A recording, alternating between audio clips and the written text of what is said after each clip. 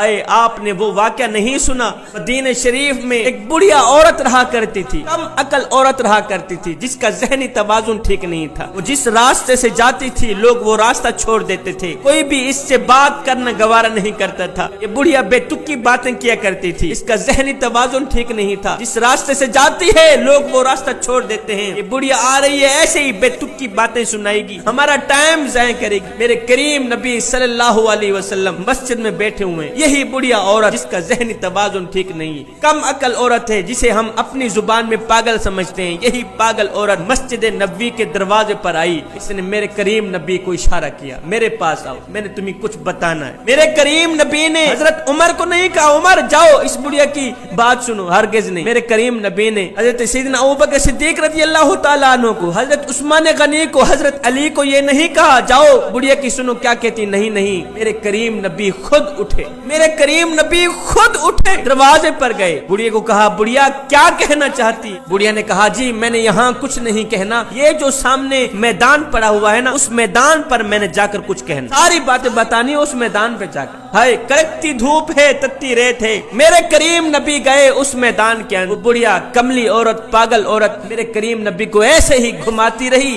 بے تکی باتیں سناتی رہی، ایسے ہی گھماتی رہی۔ کڑکتی دھوپ ہے تتی ریت ہے، میرے نبی کا نازک بدن، بے تکی باتیں سناتی رہی، میرے نبی کو گھماتی رہی۔ گھنٹہ گزر گیا، 2 گھنٹے گزر گئے، جب وہ بڑھیا عورت تھکی اس نے اپنے گھر کی طرف رہا۔ جب وہ عورت گھر کی طرف گئی میرے کریم نبی آئے، مسجد میں بیٹھ گئے۔ حضرت سیدنا عمر فاروق رضی اللہ تعالی عنہ کھڑے ہو کر عرض گزار ہوئے، سونیا کڑکتی دھوپ ہے تتی ریت ہے، اوپر سے آپ کا نازک بدن ہے، قیمتی وقت ہے، آپ جانتے ہیں کہ وہ جو بڑھیا عورت ہے اس کا ذہنی توازن ٹھیک نہیں، اس کا عقلی توازن ٹھیک نہیں، حضور وہ تو پاگل ہے، اس نے آ کے ایسے ہی آپ کا ٹائم ضائع کر دیا۔ حضور آپ جانتے نہیں وہ بڑھیا جس راستے سے جاتی ہے لوگ وہ راستہ چھوڑ دیتے ہیں، یہ تو ایسے ہی بے تکی باتیں سناتی۔ پورے مدینے میں اس کی کوئی سننے کو تیار نہیں، پورے مدینے میں اس کی کوئی سننے کو تیار نہیں۔ میرے کریم نبی نے اپنا سر مبارک اٹھایا، عمر کی طرف دیکھا، فرمانے لگے عمر پورے مدینے میں اس بیچاری کی کوئی نہیں سنتا،